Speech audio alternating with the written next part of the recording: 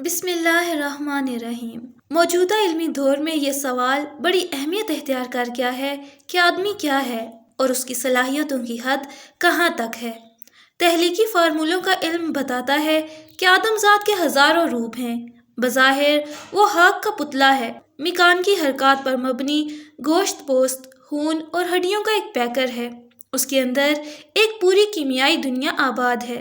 اطلاعات و پیغامات پر آدمی کی زندگی رواں دواں ہے۔ آدمی خیال و تصور کے علاوہ کچھ نہیں ہے۔ اس کی ہر حرکت خیال اور تصور کے تابع ہے۔ دنیا انسانیت کے تمام کارنامے خیال اور تصور اور تخیل کی غیر مرئی طاقت کے گرد گھوم رہے ہیں۔ آدم ذات خیال کے اندر مختلف معنی پہنا کر نئی نئی جلوہ سامانیاں ظہور میں لے آتا ہے۔ آدمی کے شعور نے ایک بچے کی طرح نشوونما پائی ہے۔ جب بچہ اس دنیا میں آنکھیں کھولتا ہے تو دنیاوی اعتبار سے اس کی شعوری استطاعت ناقابل ذکر ہوتی ہے۔ پھر وہ صغر سنی اور طفولیت کا زمانہ گزار کر لڑک پن میں داخل ہو جاتا ہے۔ اس کی دماغی صلاحیت پہلے کی نسبت زیادہ ہوتی ہے۔ طبعی اعتبار سے جب وہ جوان ہوتا ہے تو اس کی ذہنی اور جسمانی صلاحیتیں عروج پر ہوتی ہیں۔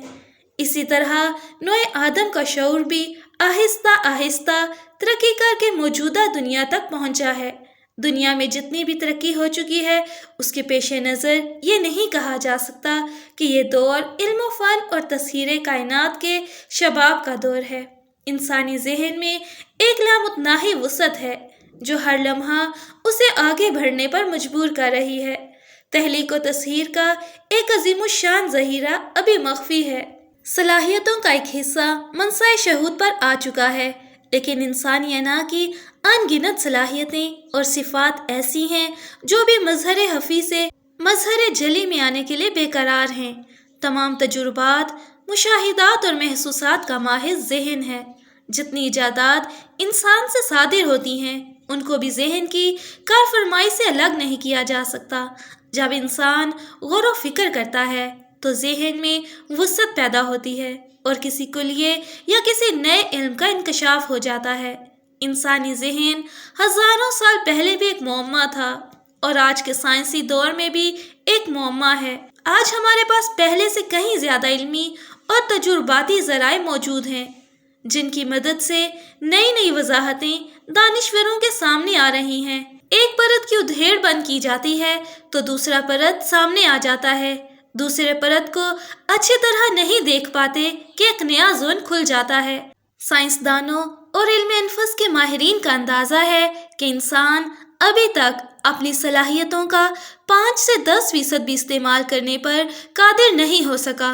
باقی قوتیں اس کے اندر خوابیدہ ہیں۔ گویا نوع انسان نے اب تک جو ترقی کی ہے وہ صرف 5% سے 10% صلاحیتوں کے استعمال کا ثمرہ ہے۔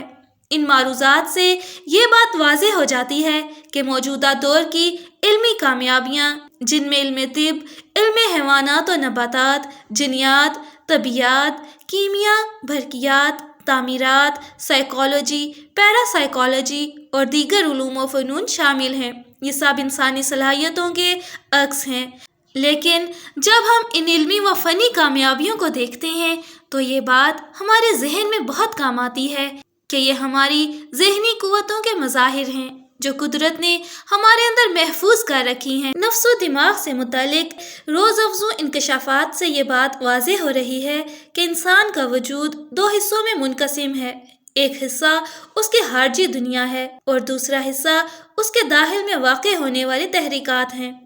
انسانی نفس کے یہ 2 حصے ایک دوسرے سے گہرا رشتہ رکھتے ہیں۔ ہر دور میں یہ بات کسی نہ کسی صورت میں سامنے آتی رہتی ہے کہ انسان صرف جسمانی حرکات اور خارجی کیفیات کا نام نہیں ہے۔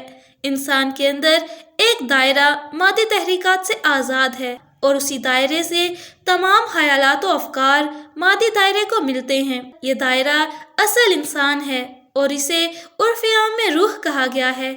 اہل روحانیت نے اس بات کی طرف توجہ دلائی ہے کہ اگر آدمی اپنے قلب، اپنے من کے اندر سفر کرے تو اس کے اوپر روح کی قوتوں کا انکشاف ہو جاتا ہے۔ تمام آسمانی صحائف نے انسان کی غیر معمولی صفات کا تذکرہ کیا ہے۔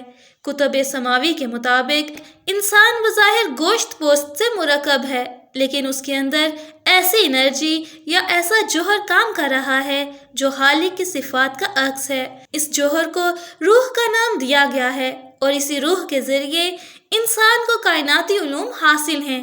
آسمانی کتابوں نے انسان کی تمام حسیات اور واردات کو 2 حصوں میں تقسیم کیا ہے اور انہیں آفاق و انفس کہا ہے۔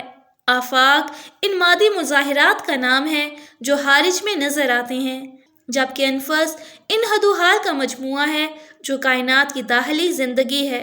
انفس کے بارے میں انسانی علم ابھی تکمیل و ترقی کے ابتدائی مراحل میں ہے۔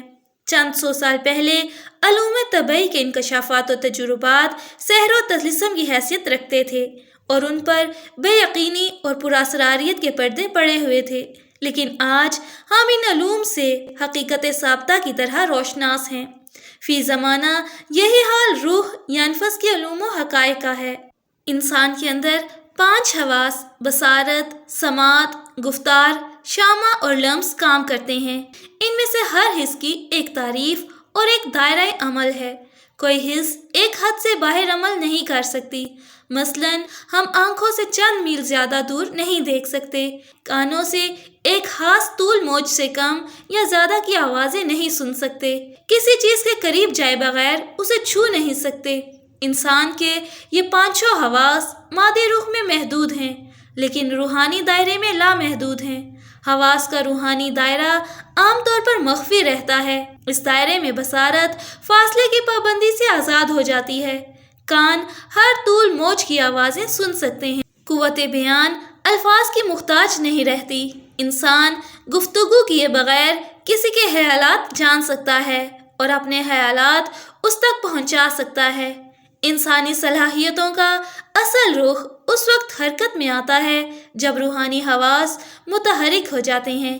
یہ حواس ادراک و مشاہدات کے دروازے کھولتے ہیں جو عام طور سے بند رہتے ہیں۔ انہی حواس سے انسان آسمانوں اور کہکشانی نظاموں میں داخل ہوتا ہے۔ غیبی مخلوقات اور فرشتوں سے اس کی ملاقات ہوتی ہے۔ روحانی حواس کو بیدار کرنے کا مؤثر طریقہ مراقبہ ہے۔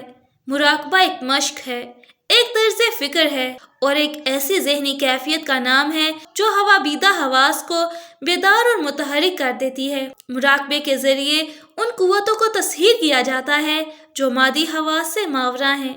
مراقبے سے ماورائی صلاحیتیں روشن ہو جاتی ہیں۔ مراقبہ ہر زمانے میں کسی نہ کسی شکل میں رائج رہا ہے۔ روحانی، نفسیاتی اور طبی حیثیت سے مراقبے کے بے شمار فوائد ہیں۔ مراقبہ ذہنی انتشار کو ختم کر کے یکسوئی بخشتا ہے، نفسیاتی الجھنوں اور پیچیدگیوں سے محفوظ رکھتا ہے، امراض کو قریب آنے سے روکتا ہے۔ مراقبے سے انسان کو سکون اور اطمینان قلب کی دولت مل جاتی ہے۔ منفی رجحانات اور جذبات پر کنٹرول حاصل ہو جاتا ہے۔ انسان اس قابل ہو جاتا ہے کہ زندگی کے معاملات میں بہتر کارکردگی کا مظاہرہ کر سکے۔ تمام مذاہب کی عبادات میں مراقبے کا عنصر موجود ہے۔ ایسی عبادت پر زور دیا گیا ہے جس میں یکسوئی، گہرائی اور ارتکاز توجہ ہو۔ مراقبے کے بارے میں جو کچھ اجمالاً عرض کیا گیا ہے، آنے والے صفحات میں ہم اس پر تفصیل سے روشنی ڈالیں گے اور یہ بتائیں گے کہ مراقبہ کیا ہے اور مراقبے کے ذریعے انسان اپنی مخفی قوتوں کو کس طرح بیدار کر سکتا ہے۔